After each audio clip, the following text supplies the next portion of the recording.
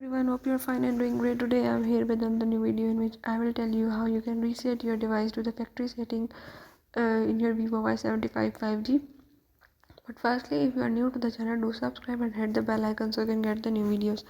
Now let's move to the topic. If you want to reset your device to the settings as it was, like the new phone, the factory setting, or you can say the factory data reset, you can do it by the way as I'm showing in the video.